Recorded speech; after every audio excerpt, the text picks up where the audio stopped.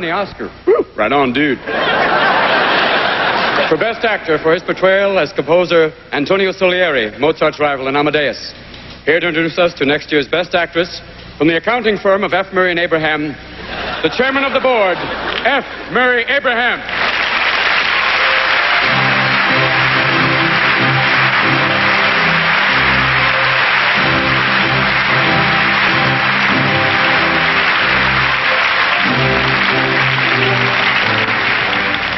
Thank you.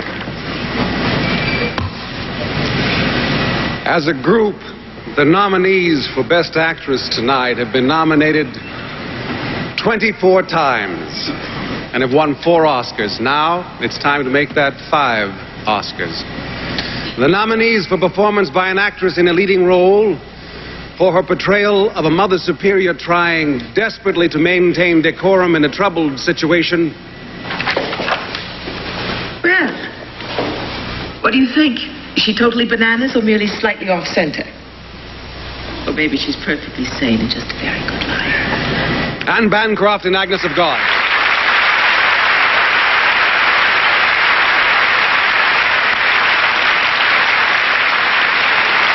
As Celie, who survived her childhood and a bad marriage and finally finds freedom and herself.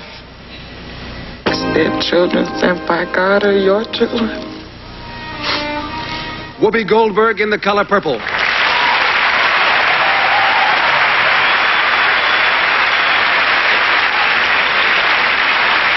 As the strong-willed, legendary country singer Patsy Cline.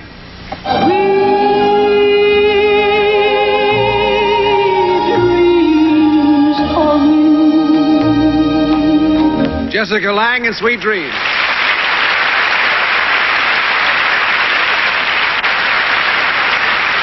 As an elderly woman determined to get back to her childhood home. I have made myself one promise. To see my home again before I die. Lady. No, Geraldine Page in A Trip to Bountiful.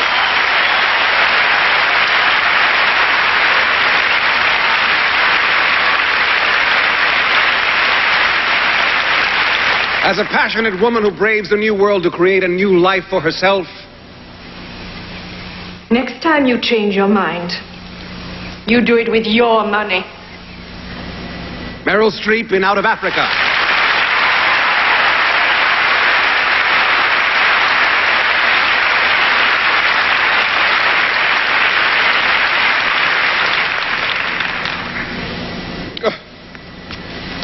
I consider this woman the greatest actress in the English language. Welcome back to Spro and Lee Take on the Academy, the best and most esteemed podcast for Academy Award do-overs. I'm Lee. I'm Spro. And our destiny is to rewrite Oscar history one gold man at a time. Today, we continue our quickie series, The Streep Effect, or as we've begun to affectionately refer to it as, Gone Streepin'. When last we left off, Streep had been stripped of her 1982 nomination for the French Lieutenant's Woman, and we gave that honor to Faye Dunaway for her harrowing performance as Joan Crawford in Mommy Dearest. Spro, do you still feel we made the right choice? I rewatched the French Lieutenant's Woman just to make sure I still felt the same. And I do. I really can't believe you rewatched The French Lieutenant's Woman. Yeah, that movie. I was angry at this podcast for making me watch it once. This season, we're evolving, and I like the fact that we have this little spreadsheet, and sometimes we go down and you go, I'll watch this one that nobody's ever heard of. And I'll be like, okay, then I'll watch this one that nobody's ever heard of. And there are movies that we watch that I'm like, you know what? I'm glad I watched that. That one was good. That snuck up on me. And then there's movies like The French Lieutenant's Woman that, man, I mean, it feels like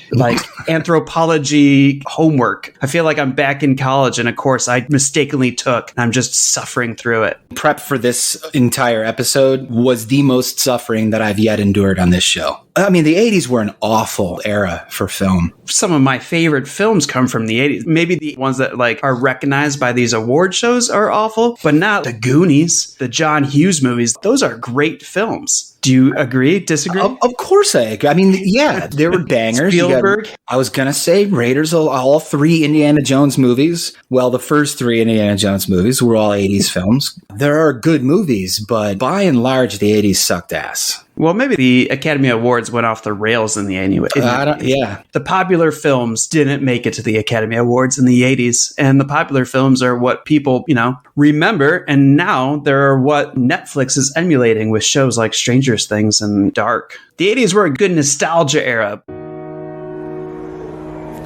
Oh, hi. I'm two-time Saturn Award nominee Kevin Bacon, and I would like to talk to you about 80s awareness. Awareness of 80s culture and technology has been in a significant decline, especially amongst a certain demographic. I'm talking to you, millennials. All you guys born after 1985 have no idea how hard life was. If I was too shy to ask a girl out, there was no OK Twinder. I went to the white pages, Google it, and called her house. And then you had to make small talk with her mom for like 20 minutes before Alicia even came to the phone. And let me tell you, when she turns down your invitation to Sparrow's, you can't just swipe away the hurt. You want to know my favorite app? Rubik's Cube. I saw you tweet an article about Russia. You think Russia's a threat now? Let me tell you about a little thing called the Cold War. They had nukes pointed at us for 20 years. You couldn't even skateboard to a Blockbuster without getting nuked. My friend Tommy went out to rent a copy of Gremlins and never came back. You know why? Nuked. At least that's what my... Could we please have an Oscar fun fact? For some of us, coffee is more than just a pick-me-up. For some of us, coffee is as important as who should have won Best Actor of 1993. We here at Spro and Lee Take on the Academy take our coffee seriously. We are passionate, eccentric, and a little odd. And for us, there's Odd Dog. Odd Dog Coffee is a specialty roaster based out of Cleveland, Ohio. They offer committed coffee drinkers a reimagined version of flavored coffee. They promise a high-quality roast profiled to create a solid bean, and when they flavor their beans, they don't spray them down with cheap, stale chemicals. No. No, they use fresh ingredients like cacao nibs, cayenne pepper, and cinnamon stick. What you experience is a balanced bean combined with a touch of spice to create a uniquely delicious cup of coffee you can drink every day. Head over to odddogcoffee.com where you can choose from 4 original roasts, cardamom and clove, just the beans, cinnamon and cayenne cacao, or my personal favorite, reishi shroom and L-theanine. Place your order now and get free shipping on orders over $40. Like film nerds, Odd Dog is at home with its dedication, comfortable in its uniqueness, cozily familiar, yet distinctly odd. The movies you watch are too special to be normal, and the coffee you drink is too precious to be anything but Odd Dog. Okay, so who's number 2? If we're going after Meryl because she's number 1 in nominations with 21, 20 now in the new Saltota reality, how much would we have to take away to make her second place? Well, ladies and gents and rents and everybody in between and off the charts, as vindictive, eviscerating assholes as we are, I do not think Lee or I have it in us to actually rip away 9 nominations from Miss Streep, which we would have to do to put her in a 3-way tie for first with Miss Hepburn, whom we talked about in our first Streeping episode, and Jack Nicholson. Mr. Jack Nicholson has 12 nominations, tying him in second place with Miss Katharine Hepburn. I'm digging this fun fact because we get to talk about Jack, a presence I deeply miss sitting front row when the envelopes are read. In fact, when Will Smith went batshit at last year's ceremony, one of my first thoughts was, you bastard, you even were sitting middle center in Jack Nicholson's seat when you lost your damn mind. Jack Nicholson has 8 Best Actor nominations and 4 Best Supporting Actor nominations. He has won 3 times, same as Meryl Streep, for the films One Flew Over the Cuckoo's Nest, Terms of Endearment, and As Good as It Gets. Winning 3 times puts you in some pretty nice company. Daniel Day-Lewis, Frances McDormand, Ingrid Bergman, and Walter Brennan all have 3 apiece. Nicholson was a staple at the awards. There's rumors about why he is out of the limelight now, but his family fiercely denies these rumors, saying that the actor is 100%. He's just retired. So he spends his days watching TV reruns now, classic movies and sports, and snacking. Regardless, Mr. Nicholson, God forbid when that time comes, will be going out on top. The next actor with a chance of catching him is Denzel Washington with 9 nominations. The last Streep episode, I did like a Rushmore of the actresses, and I think the actors Denzel would be up there, and then Jack Nicholson, Paul Newman. I know for you, who would be your fourth? Actually, I think most people would probably knock Paul Newman off to put either De Niro or Pacino up there. Probably De Niro. You think? Yeah. Not very like versatile though. Well, I love Paul Newman, but he wasn't very versatile either. Yeah, I guess so. So let's recap real quick. Last time we finished by taking away Meryl Streep's Best Actress nomination for The French Lieutenant's Wife, which brings us to her next nomination, which was for Sophie's Choice. Streep was nominated and won the Best Actress in a Leading Role Oscar, 1983. You know, last season we talked a lot about the films of 1982 when we had my brother on. And even though it was off topic, we spent a good amount of time talking about how deserving Streep was of this award. So suffice to say, we're not going to mess with this one. No. Okay. Not at all. We agree she's phenomenal in this movie, one of the greatest performances of all time. In fact, with Sophie's Choice, we have already covered 2 of my 3 favorite Streep performances. Ooh. As you look at all we have to still go over, how many haven't you seen yet, do you think? Quite a few. And I will be sure to let you know if my top 3 changes. I don't know what your third one is, but if it's not A River's Wild, like... No. I want to revisit it, though, because I could use some more Kevin Bacon in my viewing. No, it's one that will actually... It was one that she was nominated for. It's one that we'll end up talking about. I can't believe you can't guess it. The Iron Lady. Jesus Christ. The Post. All right. Which brings us to Silkwood, for which Streep was nominated as Best Actress in a Leading Role in 1984. On November 13th, 1974, Karen Silkwood, an employee at an Oklahoma nuclear facility, was on her way to meet with a reporter from the New York Times. She never got there. Name? Karen Silkwood. Drew Stevens. Dolly Pellicker. Sweet the sound that saved. Sweethearts like your 2 people. I'm in love with one of them. I love you, Karen. Was lost, but now I'm found. Was bound, but now I'm free.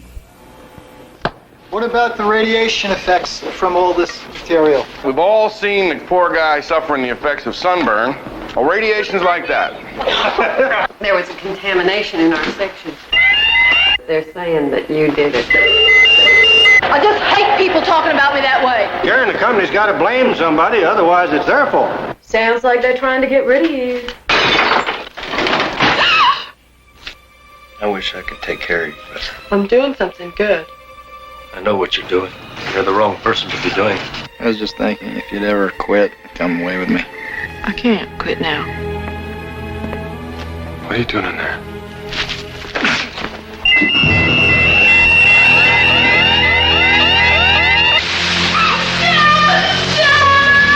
I'm so scared now. They're trying to kill me.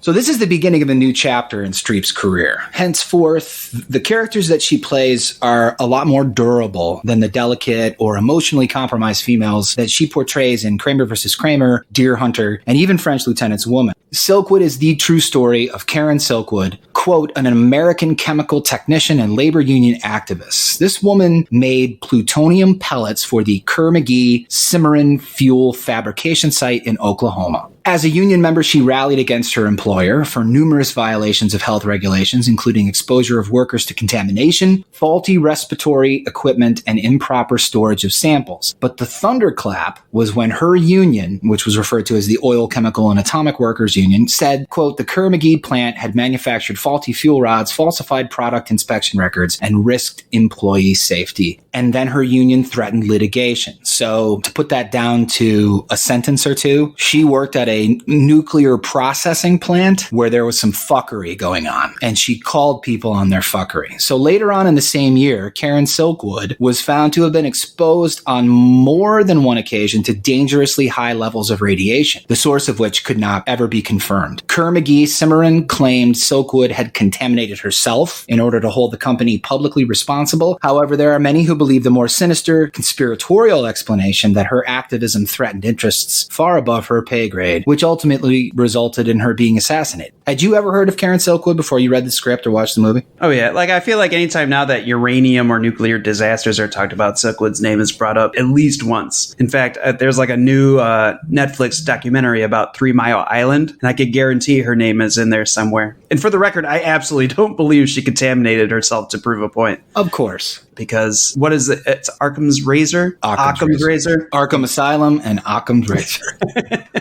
What is it? The simplest answer is usually the right one? Yeah. But, you know, back to Meryl. Like, I liked Meryl on this. I read the script before I ventured to watch the movie. I am really surprised that this is a Nora Ephron script. She did, like, When Harry Met Sally and You've Got Mail and Hanging Up. She does all these meet-cute romantic comedies. And then there's this movie, which is, like, completely different. But in the same instance, it's a great script. It's a great movie. It's well-directed. I liked Meryl in this. I liked everybody in this. I like this movie. I could have gone either way, though. I watched the film and I was like, Meryl's good in it. I want to see what Lee thinks. And if you were like, let's challenge it, I'll be like, I can maybe make a case, but I'm glad that we don't. I'm not for taking this one away. Mm-hmm. As we go through all of Streep's nominated performances, I need her to grab me when she's on screen. We will talk about one actress this episode where I thought she was upstaged by one of her co-stars. And with Meryl Streep and Silkwood, I had to really wonder, did she steal the screen from me? But you can't deny that she made you feel the pain of those radiation showers. But when it comes to, like, if you're a nominated actress, there has to be one scene from that movie that I can, like, point to and say, that's your nomination right there. That landed. That was amazing. That needs to be at least recognized for being an award-worthy performance. Bring it back to Silkwood. I really liked watching Meryl Streep play blue collar. She really pulled it off. And it helps that the movie is really good. Not only do you have 3 fetching leads in their prime, but you have Mike Nichols directing a Nora Ephron script. On top of that, you have Ron Silver, you have Craig T. Nelson, you have a very young David Strathairn, you have Joseph Sommer and the late Fred Ward, and they're all good. But it's all about watching Streep, Russell, and Cher, who are particularly wonderful together. You're never going to see these 3 share a screen. Of course not. Of course not.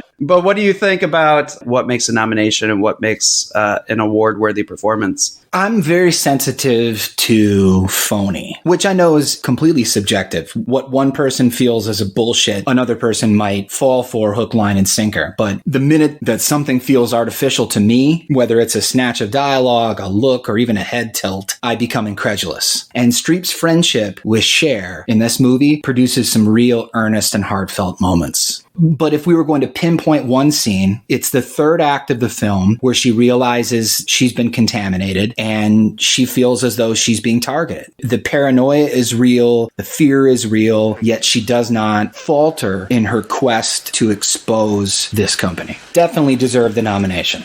Absolutely agree. Next on the list is Out of Africa, for which Streep was nominated as Best Actress in a Leading Role in 1986. I want to hear you say my name. You are Karen, Sabu.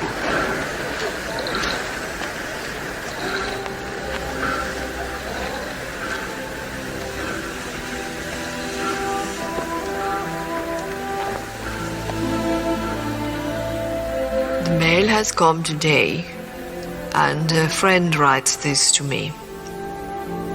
The Maasai have reported to the district commissioner at Ngong that many times at sunrise and sunset they have seen lions on Finchhatton's grave.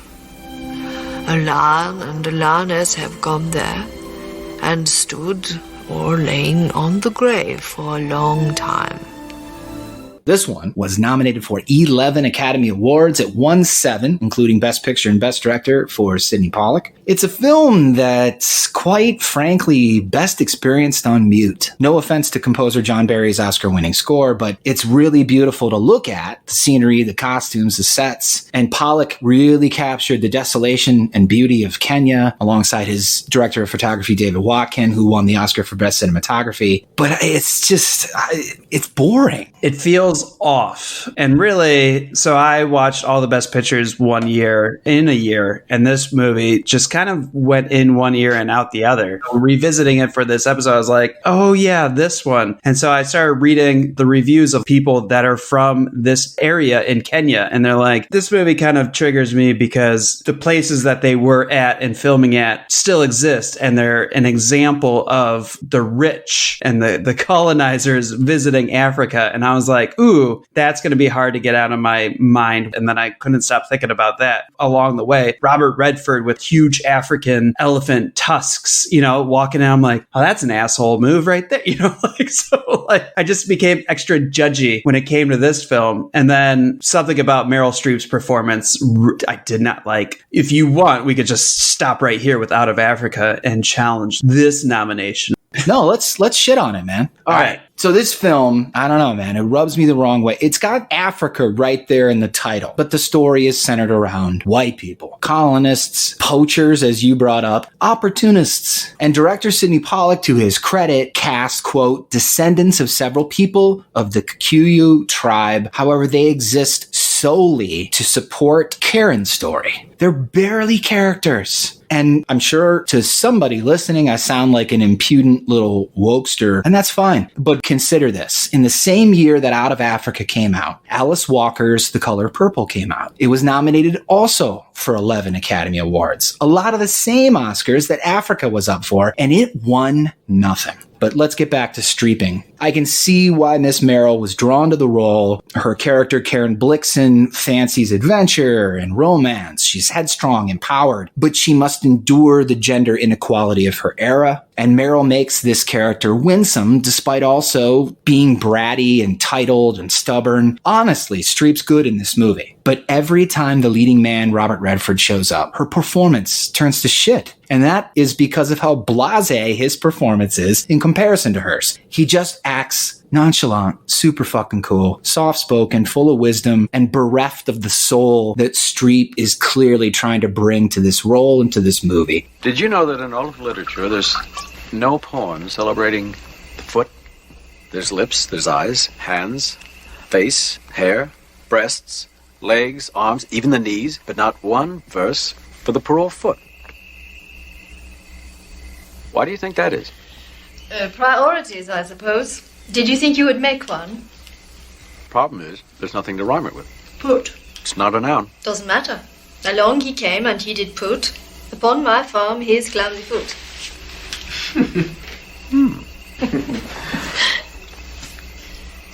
We should have a story now.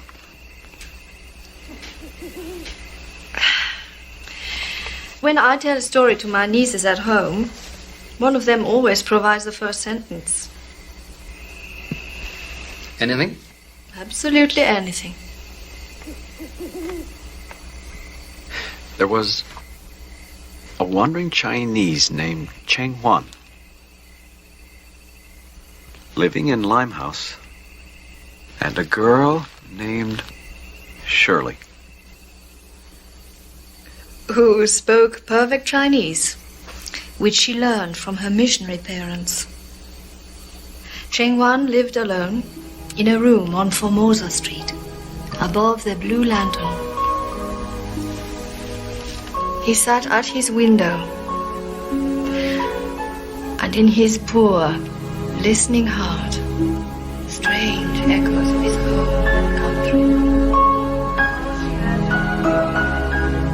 I absolutely agree. Like, I didn't pinpoint that because when Robert Redford was on the screen, I was like, man, does he do anything else than this character? It's the same character that he played in Indecent Proposal, The Sting. I mean, he was a little bit more action-oriented in 3 Days of the Condor, but this is just Robert Redford being Robert Redford. And then he's supposed to be an Englishman. Redford showed up with an English accent, and it was Pollock that was like, no, we're just gonna... It's too distracting. It's too distracting.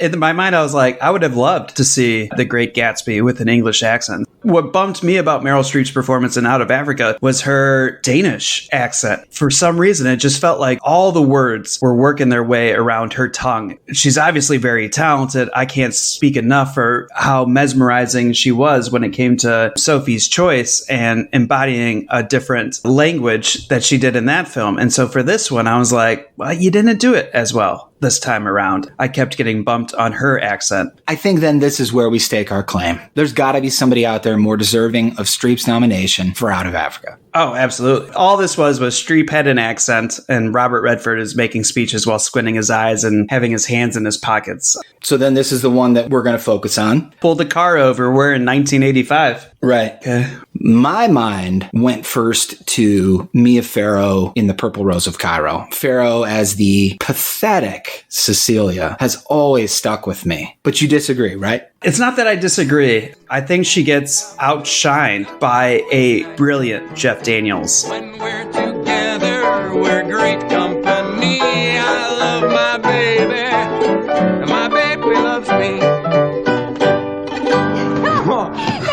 Wonderful. That was, Well, after the Lindbergh movie, you should do a musical, really. I did it one bit. I know. I saw Dancing Doughboys. Sure. Dancing Doughboys. Yeah. You remembered? Oh, that was great. I remember you turned to Ina Beasley and you said, "I won't be going south with you this winter." That's right. I won't be going south with you this winter. We have a little score to settle on the other side of the Atlantic. Does this mean I won't be seeing you ever again? Oh, ever is a long time. When you leave, don't look back. You remember it perfectly. And then I took her in my arms, and I kissed her, knowing it was for the last time. God, you're beautiful, Cecilia. Was it fun, kissing Ina Beasley? Oh, it was just, it was a movie kiss. We professionals, we can put that stuff on just like that. It looked like you loved her.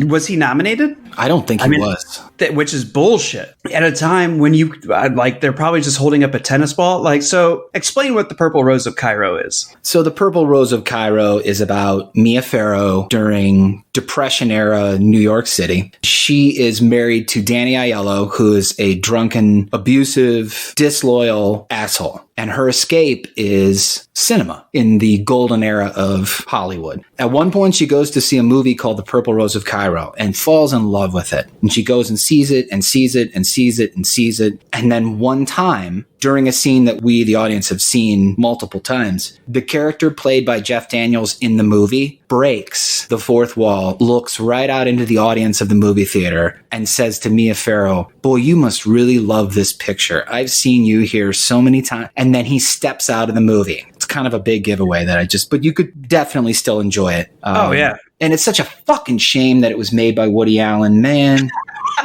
And I didn't know that. I must have missed the credits or whatever. The movie is phenomenally imaginative, but explains everything so it can kind of exist in the real world. Well, there's two Jeff Daniels, and they share the screen together sometimes, and this is back before digital. So he's acting with himself, and he's doing a better job than, say, like Michael Keaton does in Multiplicity. He is selling you the fact that there are two Jeff Daniels sharing a screen together. His performance was amazing. So I felt like Mia Farrow kind of went into the background. I've seen Mia Farrow be amazing in Rosemary's Baby, and in this one, she kind of just plays unsure of how to proceed and what to do. And so that would be my only disagreement for Mia Farrow taking the Meryl Streep nomination away. I agree with you. Daniels is the best thing about the movie, and I'm so happy that you liked the movie. It is one of the few recommendable films on our docket for today, because most of what I watched really wasn't worth a damn. None of them are worth discussing. The only performance that came close was Sally Field and Murphy's romance. And she's good, but she's not Oscar worthy. And that movie is some trite ass shit from Martin Ritt. What did you watch? Did you watch anything worth talking about?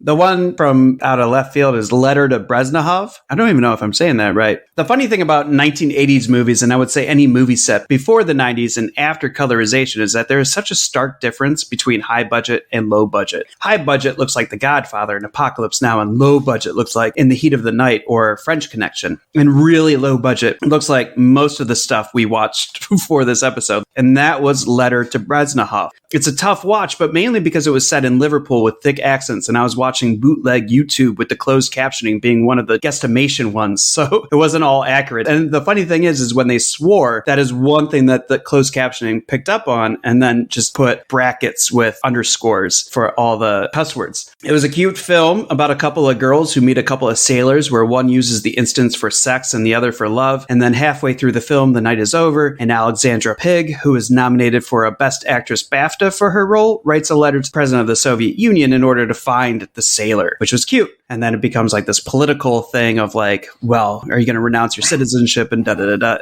I gave it a shot to see if Alexandra was someone to consider, and I would say she was good, probably like how you were saying with Sally Field. Would you recommend that movie to anybody? No. There was a 1985 movie I think half of our audience heard of, was Mask. Do you remember Mask? Of course I remember Mask. It's manipulative bullshit. What? It's Shallow Hal, it's Powder, it's base as fuck. Shallow Hal and Powder and everything, those are not based on a true story. Might be more manipulative. This is Elephant Man for the 80s. Elephant Man came out in the 80s. You know what this is? This is a second reason to talk about Cher. Yeah. Rocky Dennis has ambitions. For academic achievement in mathematics, Rocky Dennis. You may as well stay here, Rocky. For achievement in history, Rocky Dennis. And for achievement in science, Rocky Dennis. He has hopes. Ben and I are saving up our money to ride motorcycles through Europe. Those are all the places I'm gonna go. He has dreams, just like everyone else. Boy, do I love you. I wish we could run away and be together all the time. We can't run away, Diana. The only thing is, Rocky Dennis isn't like everyone else. I don't look like Adonis. I'm kind of strange looking. I've got this problem that makes my face look real unreal. My mom says I look like a lion, though. She figures that I was a lion in one of my past lives and some of it got left over.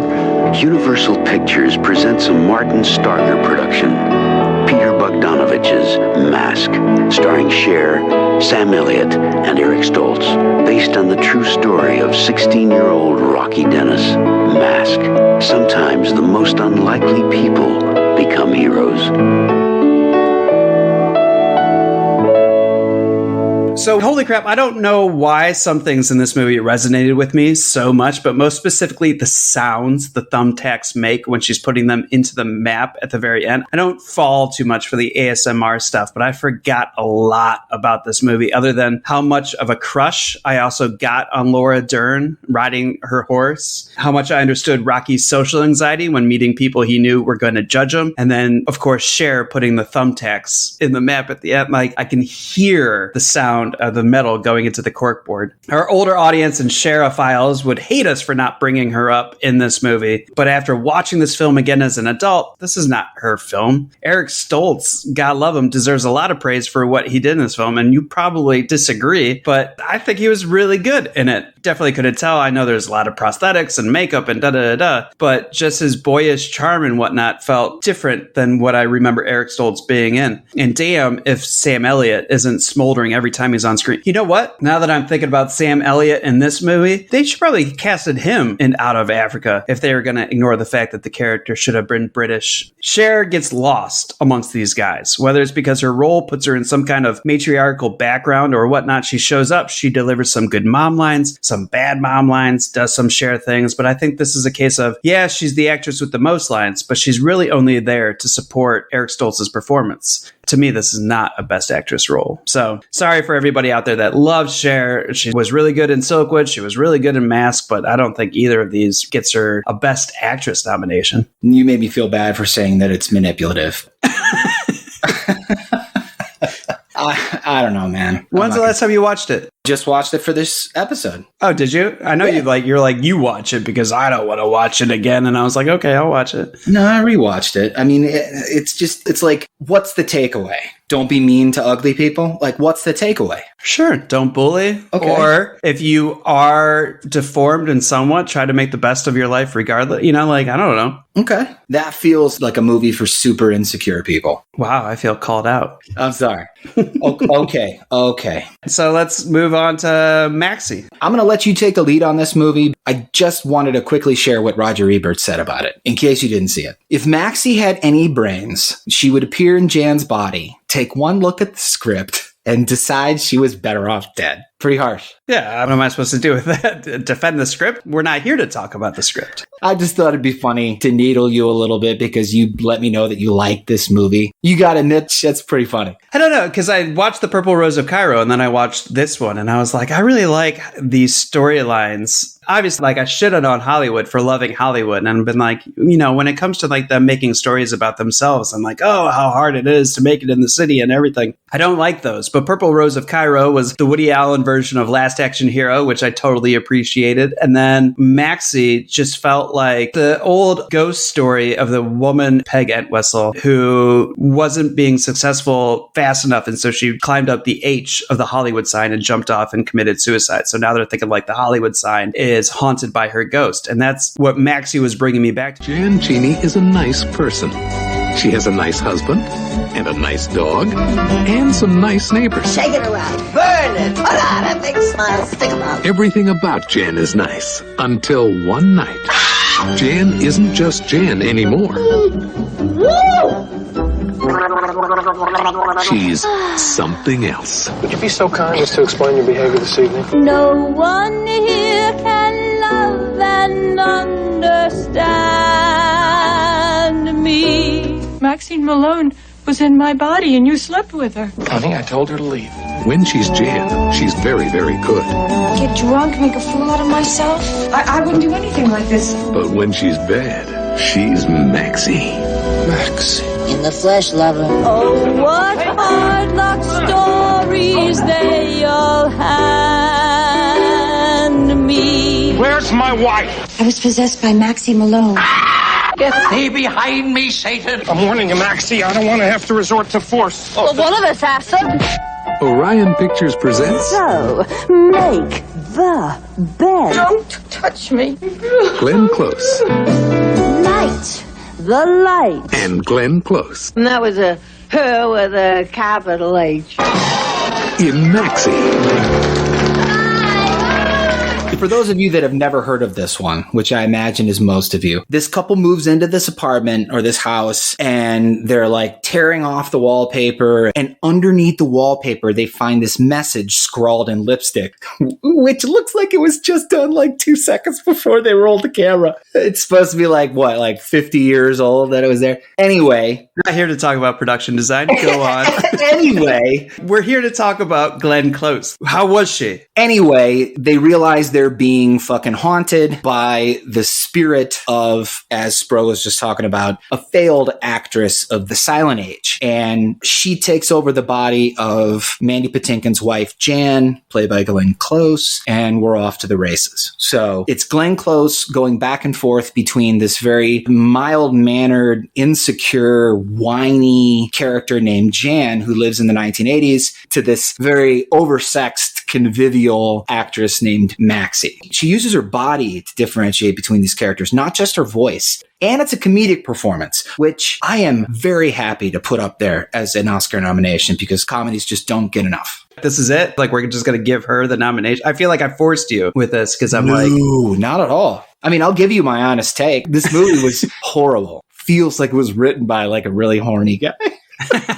The first time that, Maxie jumps in Jan's body, she goes down on him in bed. And then Glenn Close, as Jan, gets very upset with him. He didn't know that it wasn't her. And he's like, what the fuck? I'm not cheating on you because it's you. I was like, yeah, this is a good conundrum to kind of present. And Maxie is an actress, so sometimes she would act as Jan. I liked it. It's free on YouTube. Go check it out. I enjoyed it, but I really enjoyed Glenn Close in it. She did a very good job, as did Mandy Patinkin. The acting is great for a script that is beneath both of those actors.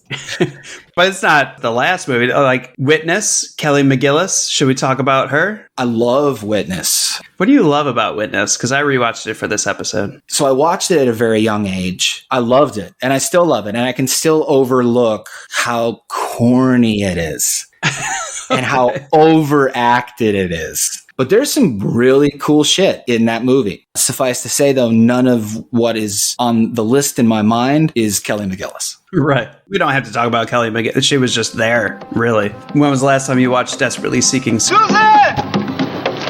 Good going, stranger. And you can dance for inspiration. Come on, come on, come on.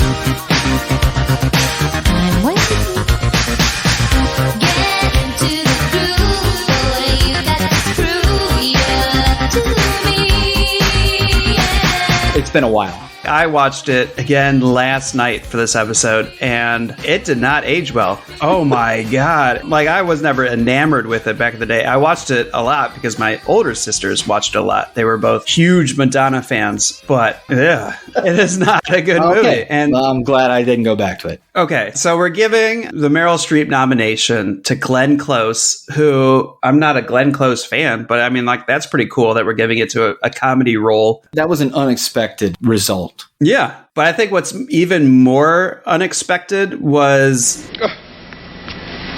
I consider this woman the greatest actress in the English language. The winner is Geraldine Page in A Trip to Bountiful. I've never heard of The Trip to Bountiful or Geraldine Page, who won Best Actress this year. I was like, what is going on in 1985 that this was the winner? We're trying to look at Sally Field for Murphy's Romance, or Kelly McGillis for Witness, or Meryl Streep. Like, the winner of this year is horrible.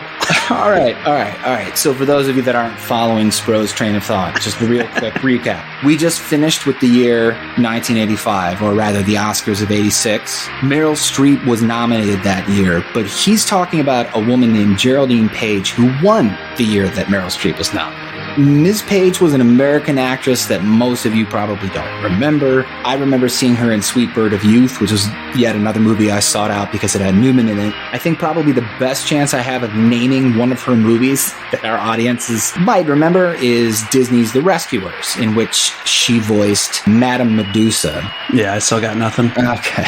In any case, she was in a 1985 movie called A Trip to Bountiful, based on a play of the same name by the author Horton Foote. She plays a character named Carrie Watts, which is this like elderly woman, even though Geraldine Page was like 60 at the time. She looks really old for 60, man. Thank you all. I wanted to say, while Marie is here, thank you for the Mirror Repertory Company, so much for both members of the company.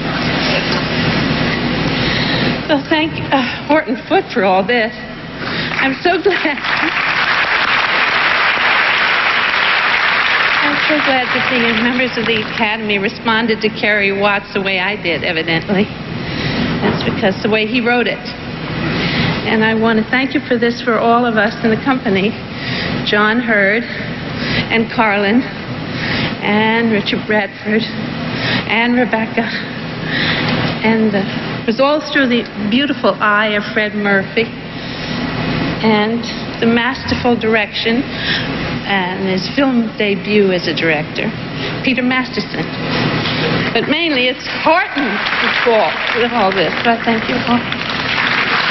Mother Watts lives with her son, an absolute dick of a daughter-in-law, where she spends time kind of staring out the window and doting on her loving son, Ludi, played by the late John Hurd, and then clashing with his wife, Jessie May. Her dream is to return to her childhood home of Bountiful, this like Texas town that's been lost to time. And the story tells of her finally sneaking away from her son and daughter-in-law to return to Bountiful. And Jesus, do you remember the last time we went streeping? I talked about that movie Quartet and how it was absolutely the worst movie that I had to watch for this podcast. Well, I think this one is either tied or a very close second. And this woman, Geraldine Page, won Best Actress for this performance, and I find it unconscionable Apart from the fact that it looks like a made-for-TV movie, the dialogue is insufferable. And then the acting that comes as a result of that dialogue is dreadful. You have a very young Rebecca De Mornay playing maybe the most pointless part in the history of scripts. Really have to strain to figure out why she's there. And honestly, considering all that's wrong here, Paige isn't terrible. She's very good at playing passive-aggressive and childish, but she doesn't deserve the Oscar. She's completely unsympathetic. There was not even, I couldn't find a reason to like her. And that doesn't have to be a deal breaker. I mean, if the character is interesting, if you want to see them change or succeed, you can overlook unlikable. You can even relate to unlikable, but there's nothing interesting or relatable about this character. In the end, I couldn't tell if she was meant to be on the cusp of dementia or if she's just an old asshole who plays dumb to get the upper hand.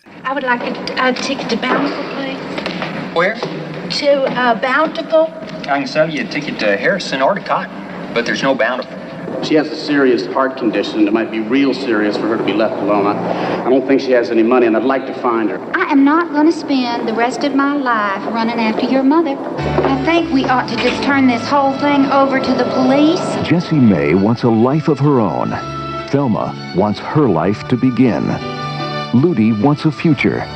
And Carrie wants to recapture the past. I said to my papa once after our third crop failure in a row, whoever named this place Bountiful, said his papa did. He says, in those days it was a land of plenty. You just drop seeds in the ground and the crops would spring up. From Horton Foote, the Academy Award-winning author of Tender Mercies, comes an unforgettable story of decent people with special dreams. Guess the Lord just with me today. I wonder why the Lord's not with us every day. Sure would be nice if he was. Carlin Glynn, John Hurd, Rebecca De Mornay, and Geraldine Page. The Trip to Bountiful. Well, I don't think budget should be a thing to consider, and we should just look at the performance. It didn't evolve. Like the dialogue was bad because the dialogue was theatrical dialogue being shot on screen. It seemed like these three actors were in the original play or whatever, and they're like, let's just make it a movie. But when it comes to Geraldine Page's character, like, she didn't evolve. There was no arc. She played the same aloofness in that apartment in the beginning that she did in Bountiful, sitting in the dirt, staring back at her house. I didn't hate this watch like you did, but it reminded me of another win for an older actor we went over last year, Art Carney over Al Pacino. I was having flashbacks of watching an old actor play an old person and wondering if this just resonated with old Oscar voters. And we typically, because we have so many films to watch, don't veer off course. But for this episode, man, we did. This nomination pool is really just kind of a mess. Geraldine Page was cute in this movie, and I'm fine with a nomination as a slap on the back or a pat on the back, I guess I should say. But to award this? All right. Think good thoughts. This was a career thank you. And the poor woman passed away like 14 months later. She was younger than my mom and dad, but she looked like 20 years their senior. All right, I've thrown enough shade at poor Ms. Page. You want to know how I know how this podcast will continue on? Because we both love the sound of our own voices, and we'll probably never have children. Oh, man. No, because slights in this game remind me of other slights in this game. Do you know what giving Geraldine Page a Best Actress award for reminded me of when it came to who didn't get the award for playing an old woman on the same razor's edge of dementia? No. The 73rd Academy Awards, when Ellen Burstyn lost the Requiem for a Dream Oscar to Julia Roberts, Erin Brockovich. And you know what I didn't know until I looked up who Burstyn lost the award to that year? That Requiem was only nominated for one award. Oh, that award. The whole movie is so effective that I never want to watch it again. And we've had this conversation. Yeah. But her performance is transcendent. Let's double back. Okay. I feel like we got to keep reminding the audience, we know what we came here to do, all right? We took the nomination away from Meryl, and we're giving it to Glenn Close for Maxie. But I think in a rare move, we want to aim for the crown. Did we uncover an injustice from 1985 that needs to be corrected right here and now? If you're thinking what I'm thinking of, I think so. Geraldine Page didn't deserve this Oscar. No disrespect to the dead. I mean, we've disrespected so many dead on this show. Maybe we can do a tally sometime. Anyway, who deserves that Best Actress Oscar of 1986? Penny of my money, not one thin dime. Did I ever ask you for anything? Did I ever ask you for anything? I never asked you for nothing, not even your sorry-ass hand in marriage. Nothing. I never asked you for nothing. It should go to Whoopi Goldberg for her performance as Celie in The Color Purple. The Color Purple. An American story for the whole world. It's about life. It's about love. It's about us. You will always remember, Mr. Shook. Old Mr. Nettie. Harpo. Squeak. Sophia. And Seeley. You will never forget The Color Purple.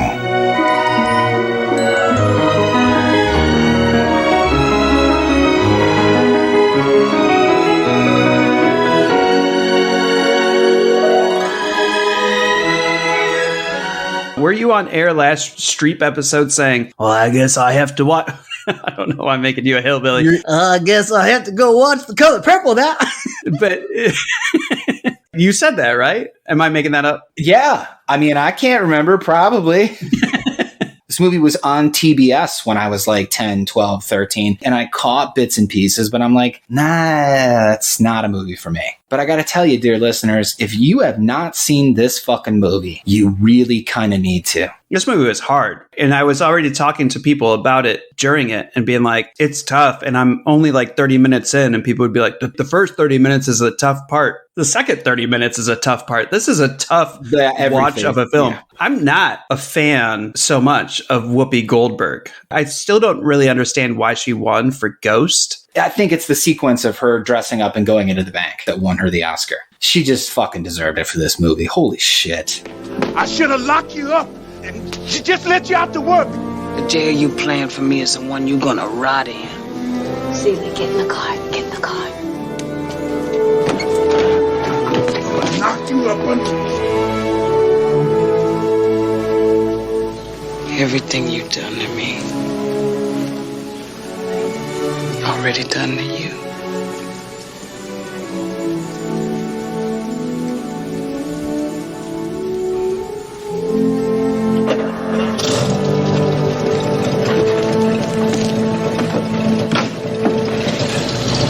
I'm poor, black, I may even be ugly, but dear God, I'm here. I'm here. When it said introducing Whoopi Goldberg, I was like, no fucking way is this her first film. That's just a flourish that they put on there because she was going from comedy into more serious or dramatic roles, but it was her second movie, but nobody's ever heard of her first movie, which was called Citizen. And to make a jump from this movie Citizen to a Steven Spielberg movie when he is on the heels of one hell of a run, that's probably enough to justify an introducing credit. Anyway, Color Purple's based on Alice Walker's novel of the same name. Evidently, Walker herself chose Goldberg for the lead role after seeing her stand-up. Producer and composer Quincy Jones may have also had a hand in that, but I kind of like to think it was the author's idea. Anyway, it was perfect casting, spot on. For those of you that have never seen the movie, just really quickly, the story of this film is very difficult to encapsulate in just a blur, but I'll do my best to sum it up. Two sisters, entirely devoted to each other, are separated by a series of awful men, and then the story follows the older sister, Celie, as she grows strong enough to survive an abusive husband. And that is about as base a description as I can give, but please know that the movie is so much richer and nuanced, we just don't have time to give a giant summary of it. I want to talk about the movie, but I do need to focus. We got to focus here on Whoopi. We got to focus on Best Actress. Whoopi is terrific. She jumps out at the screen in this one. And it's made all the more impressive by the fact that this was her first starring role. She gets to be timid, intelligent, flattered, and frightened, and she slides in and out and all around of these moments like a seasoned fucking veteran. Her moments with Sugar are my favorites. The way that she covers her smile after the kiss, wonderful, so adorable. And then, of course, the sequence when she finally stands up to Albert. The fucking hatred in her eyes for this man, physically, emotionally abusive piece of shit, played scary authentically by Danny Glover. She suddenly like steals the whole movie for me when she is talking with Harpo, and Harpo is like, I don't know what to do, and da-da-da-da. And Spielberg keeps the camera on Whoopi, and she looks timid, and her like shoulders are hunched forward, and she just really softly just goes, beat her. It's this like childish suggestion that just has so much maliciousness behind it. To go from that little timid suggestion to her holding a knife. How many times does she hold a knife to Danny Glover's throat in this? Like 3-4 times? Is there a razor to his throat? Like she is always on the cusp of doing it. And every single time you're like, this is it. This is the time that she's going to do it. You always believe that she has it in her. And then finally, when it comes out, you're like, this is what we have been waiting for the entire time. This is a great performance. I can't believe I've never seen this movie. I really could. Like it. And if I may reiterate one final thing, The Color Purple was up for 11 Academy Awards and won nothing, when it is empirically superior to Out of Africa and every other movie we've discussed, which range from awful to terrible to tolerable to average. Color Purple was deserving of every Oscar that Out of Africa won, but at absolute bare minimum, Whoopi should have handily defeated Streep and Page for Best Actress. I don't even think it's close. It might interest our listeners to know that 5 years later, Whoopi would win an Oscar, Best Supporting Actress for Ghost. And then, in 2002, she achieved the coveted EGOT. For those of you that don't know what EGOT is, that is a really shitty acronym that stands for Emmy, Grammy, Oscar, and Tony. Do you know that there's a PGOT? What does that entail? That's people that have won a Pulitzer or a Peabody, an Emmy, a Grammy, an Oscar, and a Tony. That's an illustrious list. So in the midst of going streeping, we discovered that Geraldine Page, who won the Oscar, didn't deserve it. Whoopi Goldberg deserved it in 1986 for her performance in The Color Purple. The song I'm about to sing is called Miss Celia's Blues. Because she scratched it out my head when I was ailing.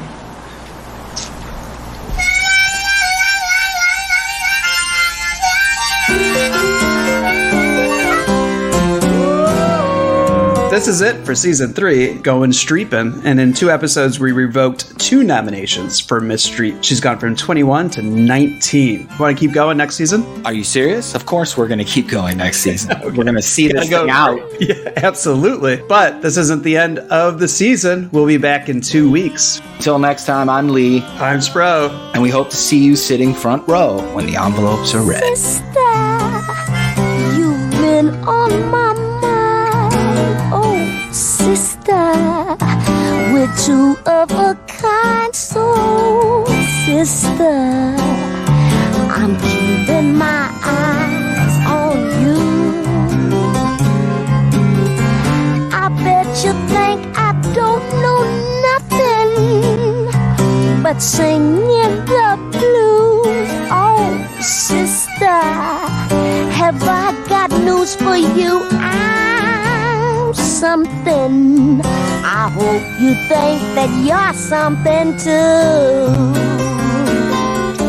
You're good at thinking of like different series for the show, Spro, like little mini series. Thanks, buddy. But I love the name, the Streep Effect, so much more than last season's Polly Academy. Oh, yeah. Where does Going Streeping rank?